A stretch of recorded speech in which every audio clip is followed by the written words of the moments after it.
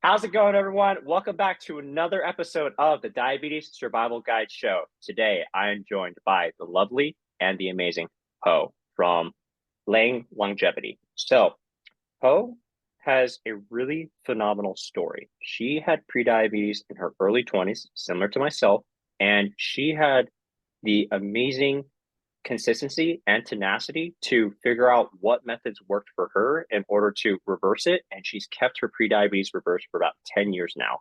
And she's struggled with understanding, okay, how can I manage my weight? How can I manage what I'm eating? And that just spiraled out of control to developing an eating disorder and with body image insecurities. And I felt similar to with my story when I was diagnosed with prediabetes, when I was going through the process of crap, I don't look fit enough, I'm not skinny enough, I'm not bulky enough. And then it even led me to thinking that since I had like pre-diabetes, it also insurrected a lot of memories from when I did wrestling back in the day for cutting weight and struggling more with body image issues and even what to eat, that I struggle with disordered eating. So her story really impacted me in realizing that, hey, this is not a good mindset to be. Let's actually focus on the science. So Poe decided, all right, let's go through my education. And she is a board certified family nurse practitioner and a prediabetes specialist, putting the science into improving her health and now improving many people's lives with their prediabetes, improving their health, feeling the freedom to eat the foods that they want, to balance their blood sugar so that they can avoid any of the complications that comes with diabetes, such as stroke, heart attack, and the variety and whole slew more of it. So Ho is a superstar, and she's also a phenomenal mom who is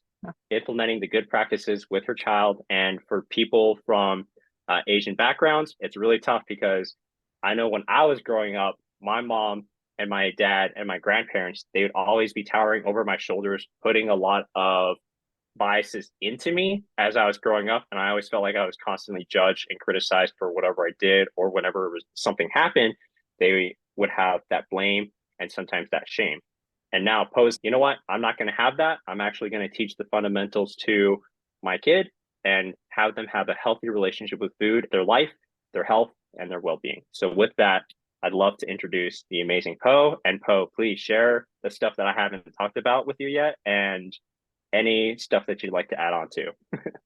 Yeah, so everyone, I'm Poe Lang. I'm a board certified family nurse practitioner. I started as a registered nurse in first cardiac thoracic surgery, and definitely a lot of diabetes there. And it was almost like as a rookie nurse, I was like, hey, why is everyone that's coming here for open heart surgery have diabetes? Something's wrong here. And I was trying to I was like, oh, I have this revelation and no one knows about.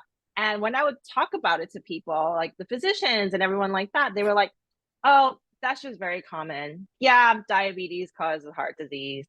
But there was no hey, let's do something about it. How do we go backwards to prevent that? And they're like, this is not what our, specialty is here. Our specialty is they already have heart disease, they need open heart surgery, they need a valve replacement, and this is what we do.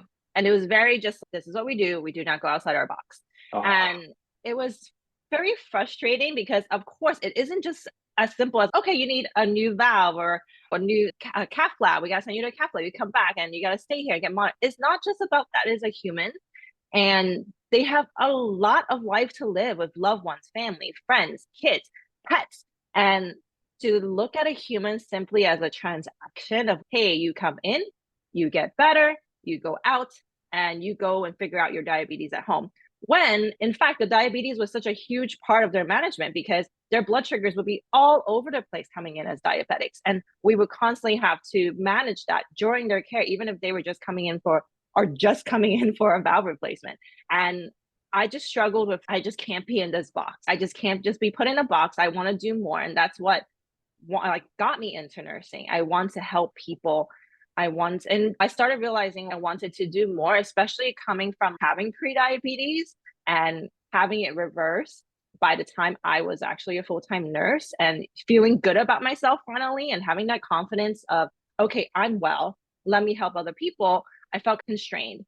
I've been a nurse for maybe 12, 13 years now, I would say. I feel like I'm aging myself.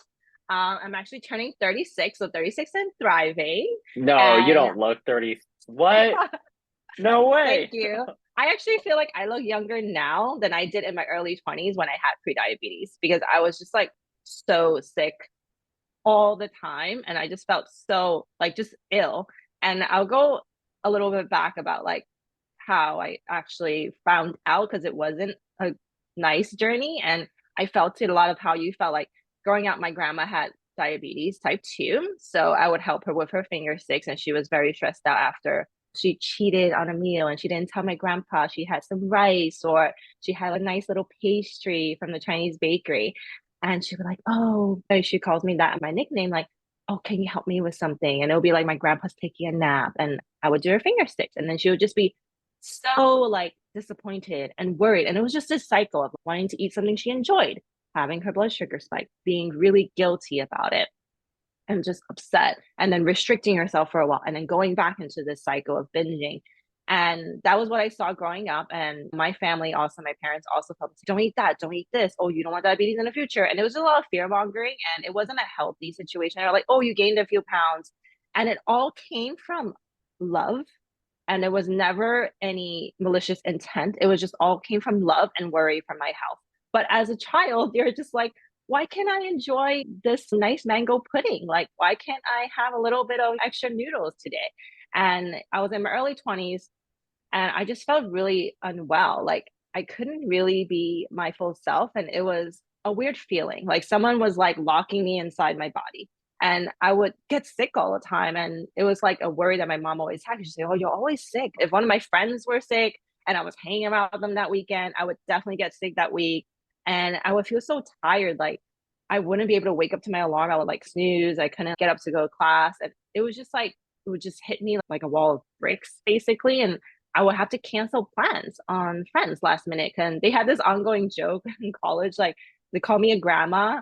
And I was like, yeah, I'm a grandma. Like, I'm just gonna stay home and chill because I just felt so tired. And I knew something was off or wrong, but I just didn't know what. I didn't know what to do about it.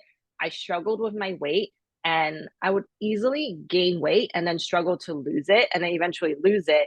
But even though I wasn't technically overweight in my BMI, which is only one thing to think about, I knew when I gained a few pounds, like I felt it, like I felt it in my soul.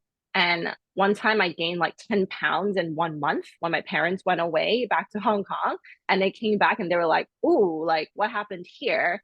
And growing up as a millennial, it was just super hard. You were taught like magazines, super skinny models, and skinny was what was beautiful in what they were telling me. And I wasn't like overweight, but I wasn't like skinny mini. And I would go to the doctors and they would say, oh, you're young and healthy. Nothing's wrong. Your BMI is normal. Maybe you're just going through PMS. Like, it'll Oh, pass. And it didn't pass. And it kept going. And I would go back and forth between different doctors and things like that. My mom's, oh, they're telling us nothing's wrong with you. And then shrug it off. And they didn't know what to do. But I was like, I just don't feel well. And it wasn't until that I was getting my medical clearances to go to nursing school that I happened to get a fasting blood glucose that was high. And I think it was in like the one teens at that point. And I didn't have a primary care. I was, hey, I need someone to do my paperwork. And luckily, I found someone that actually cared. And she was like, oh, this is interesting. Let's go get an A1C and see if it's something that we should worry about before you like travel into another state and go to nursing school. And of course, my A1C came back and it was high. I think it was like past 6.1 or something like that at the time. And it was official that I had prediabetes. And I was shocked and also not shocked at the same time because I felt like my grandma had it. So I was like, oh my God, my grandma had it. So that's why I have this. But my heart stopped because I grew up watching how much my grandma suffered with her type 2 and having to do her finger sticks, seeing that she couldn't eat cake, she couldn't eat noodles, she couldn't eat rice. She like basically all the things that make up our culture when we celebrate anything. I saw how it affected her life and I just felt so bad for her living this life of restriction. And I thought I was on the same path. And now, like over a decade later, fast forward, my prediabetes is still reversed and my life is very different and it doesn't feel restrictive at all. And now I'm just trying to pay it forward to other women so that they know that they don't have to feel like this as well. I am speechless after that. I It's a lot. really felt the message. I can empathize it, and I had a lot of visions of my life that's happened too. But I really want to focus on how you mentioned you went to like nursing school, you've been to a cardiovascular surgeon area and seeing that, oh, just replace the valve, that's it, not worrying about why the valve was broken. So it's just fix it if it's broke, but not finding the root cause of it. To then the whole journey of, oh, the you're like your grandma worrying about her blood sugars and having that negative cycle and that feedback loop over and over again, to then your personal journey of thinking, since my grandma had it, is this going to be my future, and having those worries and those doubts, to then deciding, you know what, no, let's actually focus on improving my health, making those changes, to now paying it forward to educate people that, hey, that future of getting a valve replacement and having like heart issues, to then being like, no, that doesn't have to be a thing. To then also feeling groggy, tired, fatigued, to then feeling more energized, full of energy, being able to be present with their friends, their family members, and everyone else in their life, that you're able to say, we can change it. And since I've kept mine reversed for about 10 years now and counting, that you can as well. Let's focus on what we can do to help get you to that journey. That is so impactful to me. And it also reminds me of my family's story where my grandpa, he had type 2 diabetes, and he passed away from the kidney failure due to his type 2 diabetes and it being uncontrolled.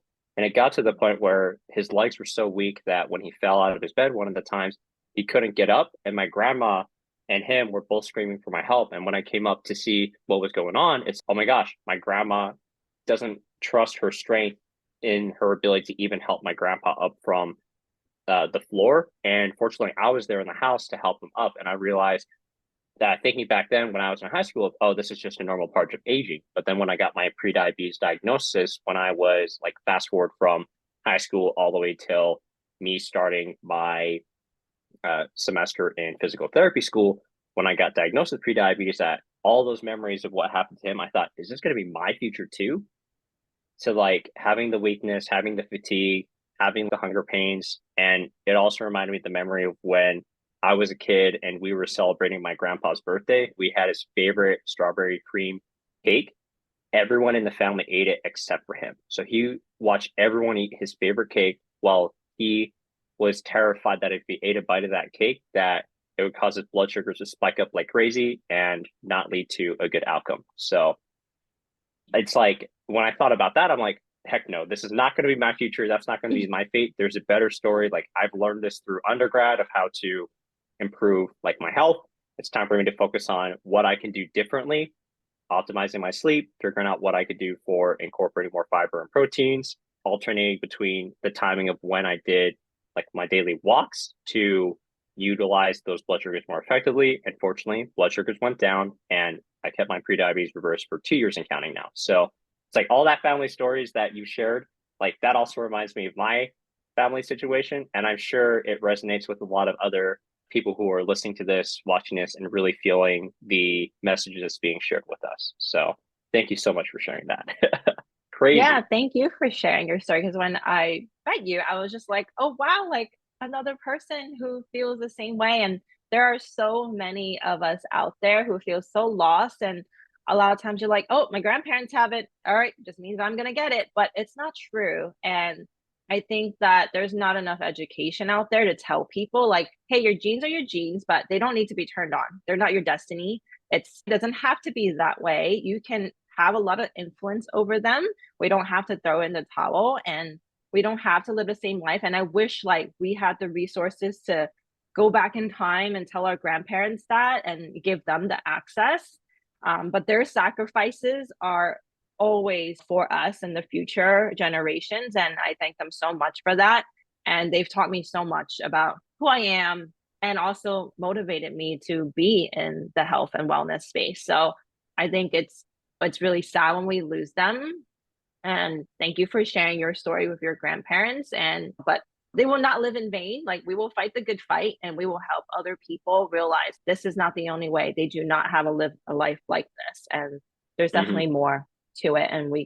There's actually simple ways besides Yeah. taking a pill or villainizing food and all of that stuff.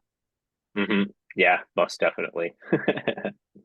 All right. Oh, what inspired you to become a family nurse practitioner and especially specializing in helping women with prediabetes then?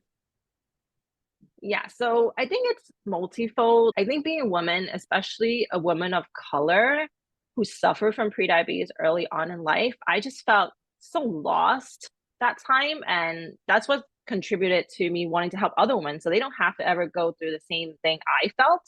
Because you go into clinic and you get so many pamphlets, and it's never an Asian woman or a person of color or other minorities. It's always some vague advice from the doctor saying, hey, go lose some weight. And I was like, you just told me my BMI is normal.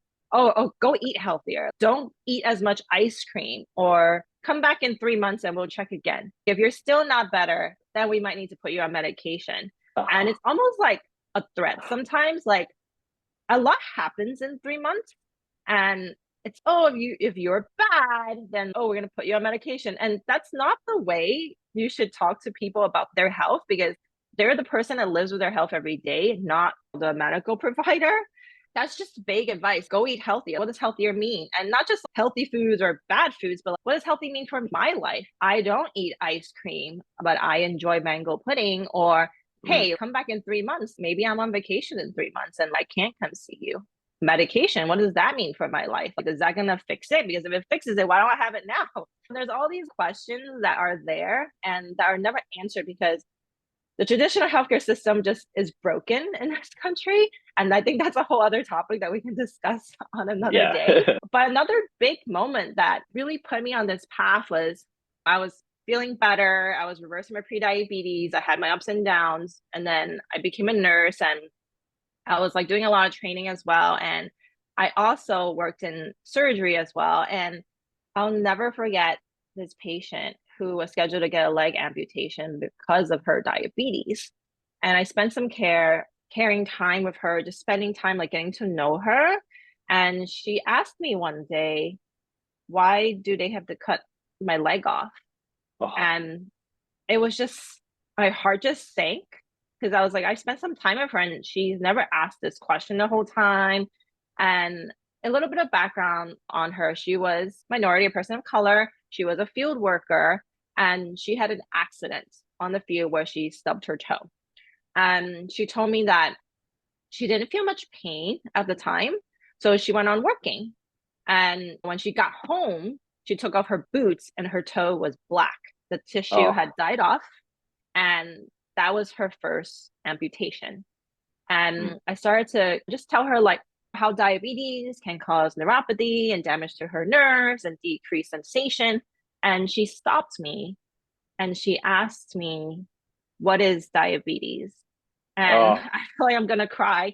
And at that moment, I knew there wasn't access to education about prediabetes or diabetes out there. Definitely not enough, because her leg amputation, from being a toe amputation, it had progressed on and on. She kept getting infections and complications. Her leg amputation could have been prevented, and her quality of life would have been so different if only she knew how to reverse prediabetes at the start. And that was like a starting fire to like what I do today at Lang Longevity, because of all the people who suffer like that. And I don't want that to happen for the future generations that's to come, especially now having a 1-year-old son. I'm like, I do not want this for your generation and your friends and all your loved ones. This should not happen to anyone when it can be reversed. oh. The thing that stuck with me the most was your empathy to educate them on what diabetes meant and letting them know, hey, generally neuropathy, that's what prevents us from actually feeling our feet. So if it is injured, we can't feel it. And with that issue, if we don't take care of it, then it progressively gets worse and leads up to that amputation. To then explain what diabetes is and really sitting down and talking with her about it to at least provide some clarity and that education component that she didn't receive earlier. That's very that really goes to show how amazing you are and your mission with Lang Longevity as well, and wanting to make that generational impact too, of thinking about your child. I don't want this future to be imposed on them, and I don't want that to be imposed on anyone else. And I also feel too that women in, I feel like it, I might be bold when I make this claim, but women in general Be for the bold. entire world is like, they're brushed off in the traditional healthcare system. Like whenever they say, "Oh, I'm feeling tired and fatigued," and I actually had this. I'm working with one patient right now. She has like insulin resistance. She has fibromyalgia and a variety of other and developing sarcopenia, but wanting to reverse it and prevent it.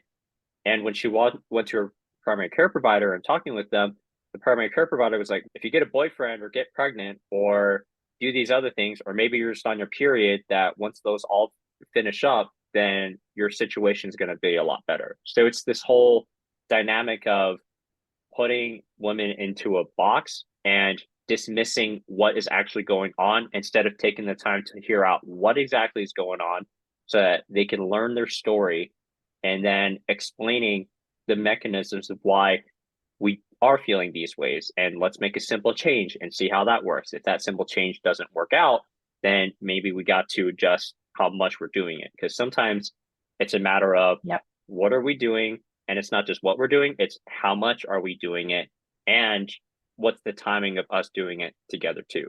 So it's like all those different Exactly. components is what affects someone's ability to improve their health and moving along with it. And the primary component that we're able to address all three of those is what you did amazingly, Poe, is that education component and providing access to it. So that is awesome.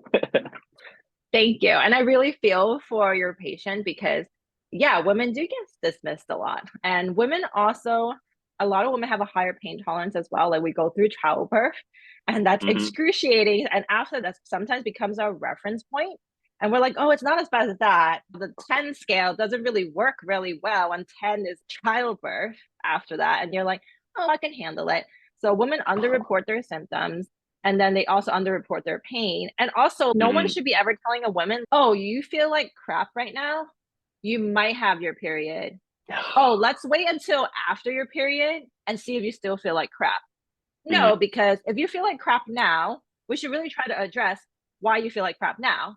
And Mm-hmm. it might be the period, or it might be the fibromyalgia going on, or it might be Mm-hmm. something else that we haven't discovered yet. But let's start the work. Let's start the work Mm-hmm. instead of saying, hey, let's push it down the line and come back later, because Yeah. that should never be the answer. And I always tell people who come to me and my clients, when they tell me that their primary care is not on the same page and they're dismissive, I tell them, like, you are the driver of your health, and you can find another primary care. I was like, there will Mm-hmm. be loads of other primary care providers who will be happy to see you and actually mesh with you and vibe with you and be on your side and your advocate, because they're not supposed to be there and just say, hey, XYZ, okay, bye, come back in 3 months. They're supposed to be there and Mm-hmm. say, how can I help you?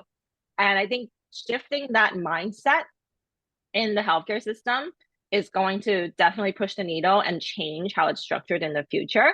And it's just crazy. I was like, we have to put the power in our hands, because the health is what we live with for the rest of our lives, not that 15 Mm-hmm. minute visit that we get slotted for when we can beg to be scheduled. It's lifelong. And it's really important that everyone knows that. And if your health provider ever says or is ever dismissive to you, you have the right and prerogative to find one that will take care of you in the way that you need to. Just if someone like cut your hair really bad, would you go back to them continuously? No, you'll find a different hairstylist. So Mm-hmm. it's like a silly analogy to make, but it's also very true. Like it matters to you. So you should find someone that Mm-hmm. it also matters to for you. Yeah, exactly. I love hearing it. It's that personalized care, making sure that someone can listen and really listen so that they can figure out, okay, let's see what's going on so that we can help you out and make sure that you feel comfortable, you feel educated, or at least know a bit more of what's going on and moving along through there. Or if the person is spewing advice that doesn't sit well or doesn't resonate with you, despite them being a good person, then feel free to get a second opinion. You don't have to always brush away the primary care provider. If they're great, except for one small aspect that they're not great at, that it's totally okay to get a second opinion and then go back to them for whatever other needs that person has. Like, be Exactly. your own best advocate. Make sure you listen to what's going on and really empathize with what's going on too. And hey, if the uh, physician just isn't doing a good job of explaining something, just say, hey, can you explain it in a way that I understand without the medical jargon? Because then that can also open the door more, allowing them to take a breath and remember, oh, we gotta make sure I use other terms that is not for medical school so that I can help them out. Exactly. It's the communication is so important. And I think sometimes when we are in the clinic, sometimes we lose sight of that as medical providers. Oh, like we say blah, blah, blah, blah. And then they're like, what? And then they feel like they couldn't ask. And then I'm always like, how do I make this as easy as possible to understand? Like I'll draw Mm-hmm. pictures, I'll have a little model. And at the end, I always leave the door open. Hey, do you have any questions about what we discussed? And Mm-hmm. leave that, hey, this is a two-way thing. It's not just me spewing you these things and then you just have to walk away with it. But what do you think? What do you think about this plan? Does this sound like a good plan? Is this what you're comfortable with? It should definitely be a two-way street. Mm-hmm. And I think too, for those who aren't a cultural background where they aren't going to ask questions because they think asking questions is disrespectful because they're talking to Mhm. supposedly the authority who is the primary care provider that they're talking to. And it's okay, now that should open the door for them to at least come up with a list of questions to then give to them. If they don't want to ask it directly, then come up with the list ahead of time, share it with them that way. And it allows for that communication so that they can have their needs met. Yes, And exactly. That's what I do for yeah. my parents. Yeah, I know sometimes my grandparents are like, no, you shouldn't ask them like questions. They know what's going on. They're the experts. They've been going to school for everything. But then my mom's no. Sometimes they don't know what they're talking about because they aren't living our conditions. So my mom has been a huge advocate in making sure that my grandpa was at least receiving more of the appropriate medications whenever one isn't working, specifically whenever he's on his blood pressure medications, as well as for my grandma, just to make sure that things are a lot better for them. Yeah. It's Amazing. always Yeah. interesting to see the different cultural dynamics through generations. Yeah. Every generation is like a little different. Yeah. It's funny. It's very funny to see. And it's great that we're aware of it so that we can prepare for it and what's going to work for them. Do they need like a different approach with our Mm-hmm. grandparents and our parents and then ourselves? It's always nice to have that personal touch and how we can get the best care possible moving forward. Mm-hmm. I'd also say too, I was at an interdisciplinary event where I'm working with students from a pharmacy program and students from a physician's assistant or the physician's associate program. It's crazy because with the case, as I was talking about, hey, what are the considerations when someone is exercising in order to manage their diabetes and their stable angina or like the chest pain that whenever they reach a certain level that they start to feel that chest pain, and what can we do to modify it? That instantly they're just like, we got to figure out a medication to counteract the side effects for this condition. When I was like, no, exercise can actually address their back pain. They don't need oxy to address their back pain. Like this person already has enough medications. Like our goal is to try and reduce the amount that they do have. And for them, some of the like one person in particular just completely steamrolled the thought of like exercise adaptations for improving diabetes and the person's Oh, no. condition, and was like, that doesn't address this, so I'm still going to try and put them on this dose of medication instead of thinking about a referral situation. So I'm just like, if we don't have as much of these conversations where we have this interdisciplinary care and educating our patients about what other professionals are out there that can support them whenever it's not within our wheelhouse or domain, then that just limits their ability to receive education and the second opinion from an expert in a different realm. Because interdisciplinary care should be the medical providers all in the same playing field with their different lens and focus, that they see things from a different view in order to help the patient get the best care by understanding what information is out there, so then they could make their own decision from there. Exactly. I view it like it's a team. There's Mm-hmm. no hierarchy within a team, and everyone has a different role. You have the striker, you have the goalie. You just have different people with different specialties, and they Mm-hmm. all have the same literally goal for you is to have the best health possible. And they need to work with each other because you can't just have the goalie working by himself and then everyone else is on the sideline chit chatting. So when people go to their healthcare providers, just remember like they're a team and they're supposed to be your team and they're all supposed to work together. And if you're like, hey, someone just wants to slap a medication on and say, hey, like, why? Like, why would this be helpful? Ask questions or prepare questions. And also say, hey, could I get a referral? Because you can always ask for that. Hey, you can get a referral. Okay, yeah, sure. You want to do that? Because sometimes the PA might not think you actually want to go down a route where you're going to do physical therapy, or they might not think you want to see someone else that can also have a different lens on it. And they can just be hyper focused sometimes. And with the traditional healthcare system, it's like 15 minutes, you got to go, you got to send them out the door. And it's really that power of, hey, I can have other people on my team. And the more the better, actually, because they can all see things from a different perspective and come up with the best care that works for me. And medication is okay too, if that's what they want. And that will help them in where they need to be as their goal, because everyone's at a different place on their journey as well. And some people have more complications that would definitely require some. And some people are like, actually, no, I think I can manage this without medication. So it depends on their style, and definitely be like, we're all very respectful of each other, of with or not, but it shouldn't just be like one size fits all. It shouldn't just be like, nope, medication, that's it, bye, out the door. Like, Yep, we have to have exactly. options. There's always options. And I think it's just we need to educate people like what their options are first, and then have them pick from that. It's not just like you have one option, you're going, here's the prescription, bye. Exactly. Oh, great insights. All right, Poe, the next thing that I want to know is, what has been your best success story with a client that you've worked with? I think a few comes to mind, but there's one that hits my soul, because I think also because I'm a mother now. And I remember when I met this client, she was very distraught, very sad and deflated, because she went to her doctor and they told her she would have a very hard time getting pregnant, and might not get pregnant because she had prediabetes and PCOS, which are super interlinked with insulin resistance. And she had just gotten married like recent years, and she and her husband really wanted to start a family. They come from big families, they have a lot of siblings, they really wanted to have a family. It's very important to them. At the time, she was a tech exec, so her schedule was like super crazy, and she was just stressed all the time. She had very little time to think about food, or what food to make, what food to cook, or changes she needed to make.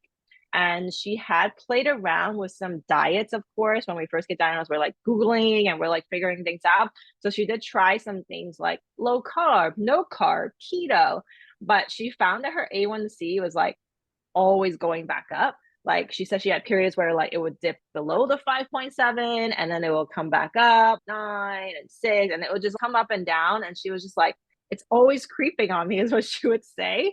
And she came and she's like, I need to do something about it that's like long term, because we want to have a family. And then she would get more stressed that like she was told like, you're gonna struggle having a family and getting pregnant, and you might not get pregnant, and you're probably going to need fertility treatments. That's not a very nice conversation to have in the 15-minute window that you're at a clinic that's like cold and like scary and not comfortable, and then being told like, oh yeah, you probably can't get pregnant. It was just very insensitive. So when she came to me, I was like, okay, let's just rewind. Let's just take it one step at a time. Getting pregnant is the future, and that's like a goal. But what we definitely need to do is optimize the health now and reverse the prediabetes. And with that, a lot of the PCOS symptoms can get better as well.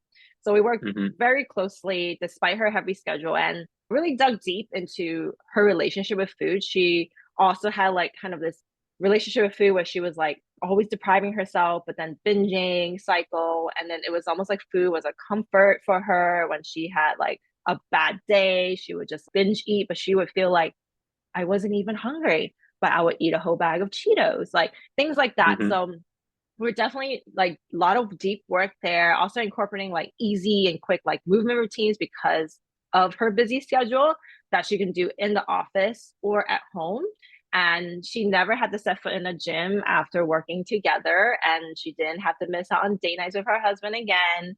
And she was just able to reverse her A1C. But more importantly, within the 3 months, she just felt like herself again, like more energized.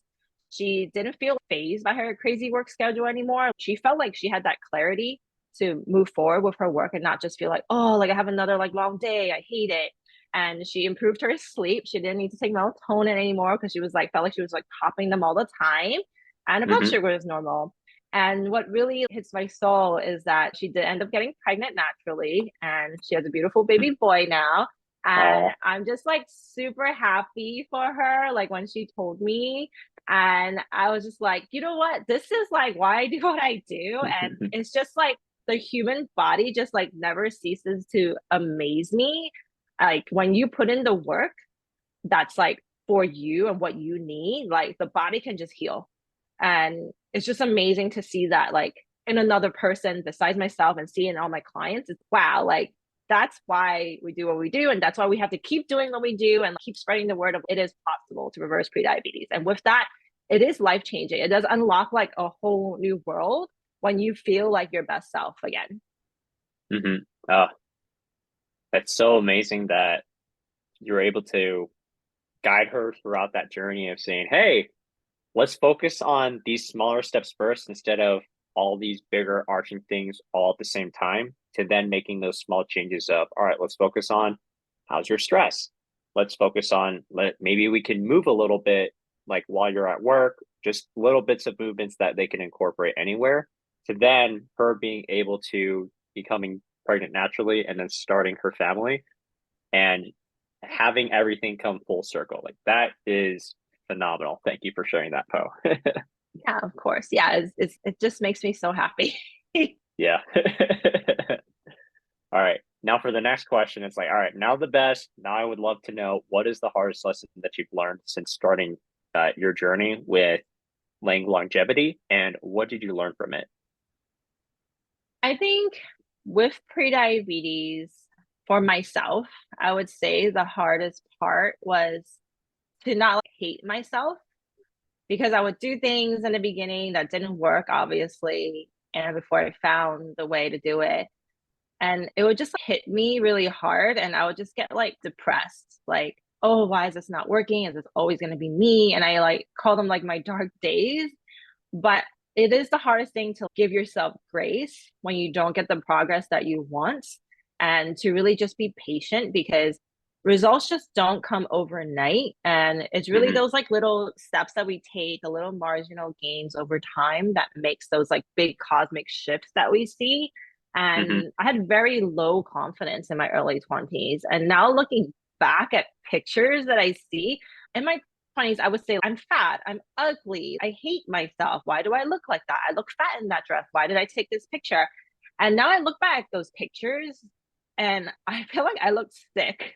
And I'm like, wow, like I was doing these crazy diet like drinks, like meal replacement drinks. And one time I took like this pre-workout diet drink and I felt like I got so sick that I couldn't even go work out. I just Oh, laid on my couch and I felt like I was having heart palpitations and oh anxiety gosh. attack. And it was just like all the bad things that like would never work and would never be sustainable and just made my health worse. And I felt like I was ugly and needed to lose my weight when I really didn't. And it had made me have that body dysmorphia of I couldn't actually see what I actually was in real life to other people. hmm And it actually hit me because postpartum, my obviously postpartum, I still had like my pregnancy weight and things like that. And then I lost like a few pounds or whatever. And then my dad said to me, he's, oh, wow, you're actually like a normal weight now. Like you used to be so skinny. And I was worried about you. And in Asian culture, you don't express those feelings. And I was like, Dad, you never told me that I was too skinny at any point. That whole time in my childhood and 20s, I thought I was always fat. And I would gain weight, lose weight, gain weight, get super skinny, gain weight, be super skinny. And he was seeing that, but he wasn't voicing it, even though he was concerned about it. And he was like, oh, now actually, as a mom, you look like more of a healthy weight. Oh, So I'm just like at a much better place with my body, and I love my body and I appreciate what it can do now more than ever. So I would say, and then with Lang longevity, I think the hardest part was just like, how am I going to reach all these people? Are people going to like actually feel the same way as me? And having that, oh, am I going to be able to reach them? Am I going to be able for them to relate to me? And it's just been amazing that people are so welcoming of you into their world. And I get so many messages from clients or just people who reach out and they're just like, thank you. Thank you for showing up because I never thought there would be someone who looks like me who suffered from something that I'm suffering from now. and it's a motivation. And whether like they become a client or not, or they're just there for like my group support and all my content, it's just so nice to be able to reach people in that way and to help people know that they're not alone in this world. Yeah. Like letting people know, hey, we're here. We hear you. I'm here. Yeah. I'm here to support you and getting you through those situations and just remembering to take those little steps to get to where they want to go. Oh, so good. Thank you so much for sharing, Poe. Of course. All right. Following up with that question now, if you were to share like one piece of advice to yourself during your hardest moments when you were younger and struggling with body dysmorphia, struggling with the weight gain, weight loss, and the different diets and fads that were going on there. And then another piece of advice was someone of color who was recently diagnosed with diabetes, whether that be prediabetes or type 2 diabetes, or what would they be? I think they would actually be similar. I would say don't be afraid to ask for help. Like to myself, I wish I asked for help earlier or seeked out help earlier. Like I didn't have to suffer all those years. And, for someone who's diagnosed now, also don't be afraid to ask for help and don't be afraid to be specific. You're not going to offend anyone if you're like, hey, I'm looking for someone who helps people of color with diabetes. Because just like we said before, we're out here, we're here, and we're here to hear you out. And having so many people come to me and say it's a relief for someone who looks like me, that's just been like something common that I've seen. Someone who understands, someone who looks like me, who's gone through what I'm going. Because for the longest time, I just felt so alone and lost and ashamed almost of like my prediabetes. And I never wanted to talk about it. And even when I first started Life Longevity, I didn't want to talk about it. I would just be like, oh, let me just share my client wins and transformations. And it took a long time for me to be comfortable because I'm actually an introvert. It takes me a while to warm up to someone and then be able to share myself. And so it was like, that was like definitely a struggle to be able to open up and be so vulnerable. But once it was so like received and I felt so welcomed by the community that I was like, oh, wow, I should have done this earlier. And it actually helped more people say, oh my God, like I relate to you. This is great to see someone who's come out on the other end. And don't be afraid to ask for help. And I was so lost. And I think Google's great. I love that it gives access to people, it gives resources to people. But like the true information, the medical research are in these medical journals that cost thousands and thousands of dollars every year to get access to. And definitely not happy that I have to spend that money, but like also happy that I get access. And it's not something that the public has access to. And even when they do, it's so hard to siphon through. Having my mentors was some of my biggest blessings in life because even, you might get access, even if you pay the money to get the access, you might not be able to siphon through them. So I would say ask for help, know where the resources are, who the resources are, and don't be afraid to use them. Like I always tell people like, hey, ask me anything. Like on Instagram, like every week I'm like, ask me anything. And I will go through my DMs and I will answer them. And it's not like to sign you up as my client, but it's just like, hey, I need to spread the information. Like so that people don't end up like your grandpa, my grandma, all our grandmas and grandpas and parents. That is really, we're really just, hey, just ask us because we are here and don't be afraid. And it's not a sign of weakness that you need to help, ask for help. It's actually one of the most powerful things you can do. And I always say, you don't ask your friend who is a plumber for electric advice, right? And you wouldn't go to someone who does hair for tax advice. So you would go to the actual specialist, go to the resources that you need, and just know that you like never have to do it alone. Mm-hmm. The power of asking for help, because help is what we all need in order to really receive the support and services that can allow us to thrive, not just survive, but actually thrive, receiving that feedback and asking those questions to get the knowledge and information that's out there in order to move forward with it. Because I will say, looking up in the internet, there's a lot of crazy thing that's on there, and being in a lot of different support groups for like even with diabetes or other things as well.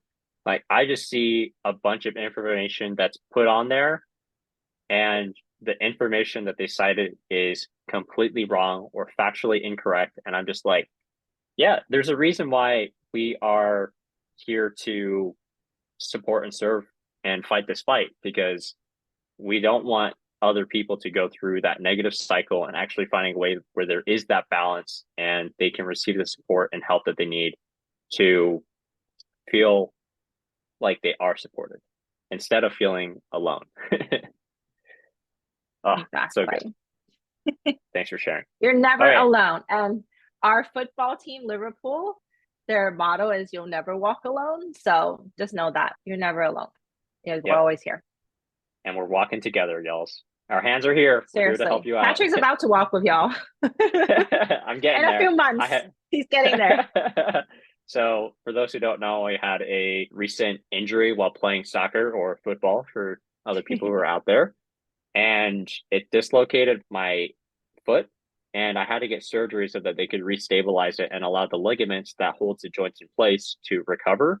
And right now, I am not able to walk for the rest of this month, and then next month I'll have to walk with a boot and with some crutches, and then from there on I would have to transition to just wearing the boot for a solid 2 months, I think, and then afterwards I could now finally wear a shoe again.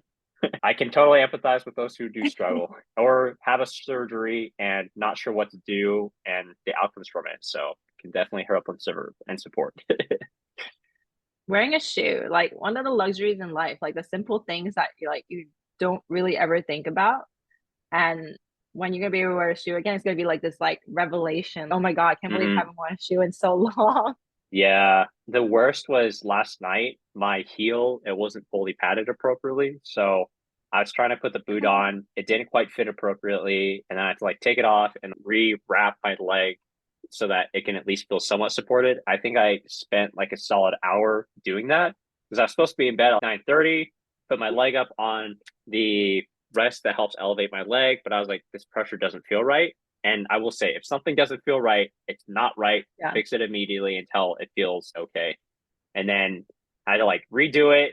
Didn't quite work again. Redid it again. Didn't quite do it again. And I'm just like, oh my gosh, this is rough. And I'm like, how far down do I have to unwrap my wrap? Because I was just trying to do just the top wrap and that's it. And trying to use like a sock to comfort it instead. I don't recommend it on everyone. Instead, actually get the proper padding because you'll end up like me where you spend an hour at night trying to go to bed, but you're stressed out because you just can't have the boot fit appropriately to protect the heel. But it is what it is. It's Lesson a learned. struggle. Yeah, Definitely a seriously. struggle. Yeah. If there was a video of me doing it, it'd be hilarious. Like, Oh where's the my phone? I goodness. needed. I can't get it. Yep, exactly. All right. We're getting close to the end of this, and I always ask these fun questions. So, Poe, what is your ideal full course meal for food? And we can add a drink in there. I'm sure mango pudding was Ooh. going to be on there. I do love mango pudding. I do love a variety of food coming from an Asian background. Starting off, I would probably want something like vegetable based, like hummus with tzatziki, with like celery and carrots. I had like Mhm. a crudité kind of board, or some really good like garlic string beans from like Ding Tai Fung. I feel like I Oh, just can't make them the mhm. same way that they do. I don't know how they do it. I also probably don't want to know how they do it, but that would be like so amazing. And then for my main, I do love like fish, but I also love like a good steak, like a grass fed, grass finished pasture raised ribeye, and some roasted vegetables like zucchini or broccoli. I love mushrooms. So probably not just creminis that you get in Ralph's. Nothing bad about Ralph's, but like you go to HY99 Ranch and the trumpet mushrooms, the enoki, the shiitake, and like all the funky Yeah, ones. I love a melody of them, yeah. like Hmm. sauteed as a side with the roasted veggies. Also, some really nice mashed potatoes, like creamy ones, not like weird ones that are like lumpy, but like a nice creamy mashed potato from maybe a Wolfgang Steakhouse. Yeah. And or I can go for some like really fresh like sushi as well. And then uh, the Sunamono like cucumber salad. But yeah, I feel like those will really hit the spot. Like I get my veggies, I get my fiber, I get my protein, I get some of my fats in there. And then mhm. as for drinks, I'm not like a big mocktail or cocktail drinker. I feel like boring. So I think like some water with like lemon or lime or like seltzer water, like bubbly water, Perrier, we're a fancy restaurant, Mhm. would be like hit the spot for me. That's awesome. Uh, that sounds all of them sound amazing Getting too. hungry now. Oh, always. I love the ideas for it. And then you can enjoy food, even with prediabetes. I reversed it for over 10 years now. I can still enjoy food and not worry about it. Like when I say, oh, I'm going to have some mashed potatoes, I'm not, oh my God, like I got to do a finger steak right after this and see what it is, or I got to do it tomorrow. I'm not stressed about that. I know I can balance it. I know if I spike it, having a mashed potatoes, that's also fine because it's about overall, it is balanced my blood sugar. And I do get my blood work routinely. Even now, they're like, why do you need blood work? And I'm like, just like to check in sometimes. Yeah, of Make sure I'm course. still on the right track. I'm not going to be like, hey, I reversed it for 10 years. I'm good.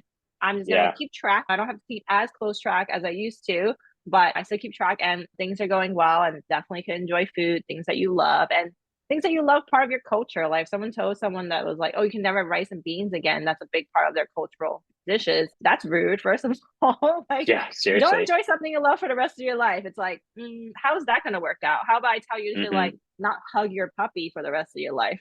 For all of a sudden, that wouldn't work out well either, would it? Yeah, exactly. Oh my goodness. I know it's crazy. Such great insights. Hug Um, your puppy. always get the oxytocin release. And Yes. all right. So Pope, what would you say is like your zombie apocalypse survival plan? Oh man, I'm like so afraid of Walking Dead. I feel like people said it was a really good show. So I tried to watch it when I was in nursing school. I was living by myself in Philly. I was so Hmm. scared. So I stopped watching it. And then it was like on my like whatever it was on back then, like Netflix or HBO or whatever. And my brother came to Hmm. visit and he like pressed play. He's like, oh, this show is great. You got me hooked on it. You know that show you love? I was like, no, I actually watched one episode and like turned it off because I was so scared living by myself. It's funny you asked that. Also funny because my husband and close friends like know me and they'll laugh because I always think about this from time to time. Like, what about we have a disaster? Like, what would I Yep. do? Like, I have a go backpack that has like first aid supplies, water, Hmm. non perishable foods. I was actually thinking about like upping the supply because now we have a 1 year old. And Yeah. I think a part of me is like just always like thinking about it because I was trained for like trauma and natural disaster preparedness in my Yeah. career. And since I'm from New York, of course, going through 9/11 as a kid had a huge impact on my mindset of needing to Hmm. always be prepared for the worst case scenario and also getting into the medical career path I did. We were always like trained to be prepared in the case that Hmm. we had an influx like that of having to help people in a disaster Yep. like that. So I'm always on my mind. Like when I go to a restaurant, I'm always like, oh, where's the exit? Like I want to Yes. face the door. And my husband's the Uh-huh. total opposite. He's very chill and we can sit wherever, it's fine. As long as it's not like too cold by the door, like draft, it's fine. And I'm like, no, we need Hmm. to know where the exit is. Like what we know, he stopped thinking like that. I know it's like, I was like, oh, my anxiety's coming back. But we also have a power wall, so our house can run on its own. We have a backup water supply. I also have these like non-battery operated flashlights. So it's so funny sometimes because then my husband's on your flashlight doesn't turn on. I'm like, yes, it does. You gotta wind it. Like it doesn't use Yeah. batteries. I, I was just Oh, like that's hilarious. I was just shopping for my toddler and we're going to our international trip for my birthday next week. Nice. And then I Woo! was like, oh, yeah, woohoo, turning 36. And I was like, oh, what do I need? And something popped up. It was like a non-battery operated flashlight for kids. And I was like, does he need that now? Maybe we need one of these for him as well. And there's actually a really good book called License to Parent, and it's written by a Hmm. former CIA agent who's married to another former CIA agent. And they Hmm. talk about like how to raise sufficient kids, self-sufficient kids. If there's any danger, like how should they prepare? And because you can't be with your kid forever, they go to school, Hmm. they're at places without you. But how to raise them so that they know how to act and be safe at the end of the day. Like if Hmm. someone's following them, what should they do? How do they access you? Is it just like whip out my cell phone? It's more than Yeah. just whip out your cell phone, right? You need to like figure out what's going on, what's your exit plan, how to get to a safe place. So it's one of my favorite topics. And then of course with the zombies, we're gonna have to like have weapons, which like I don't know, like always have a baseball bat in the house just in case. But like Yeah. these zombies depends what kind of zombies they are. Sounds like you had the setup though with your house being able to be secured, reinforced, and then all the supplies that you need. I'm just like, you sound pretty prepared for it.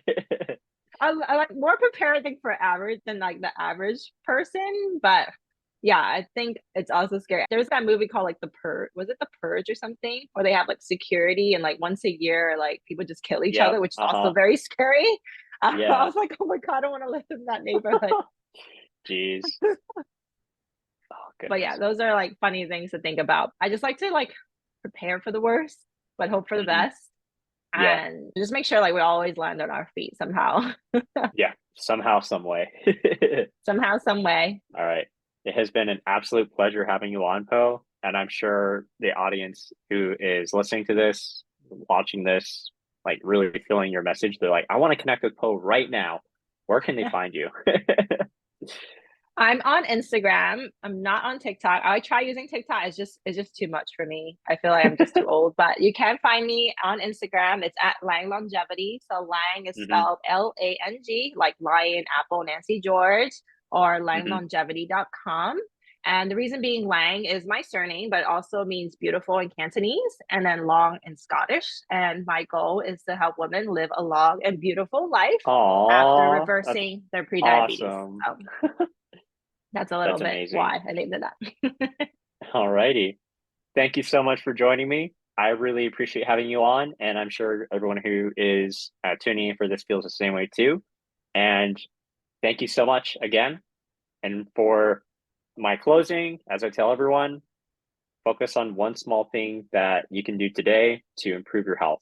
It doesn't have to be anything big. It could just be 1 minute where after you're done eating, you just walk for 1 minute, something as small as that, or adding an additional minute.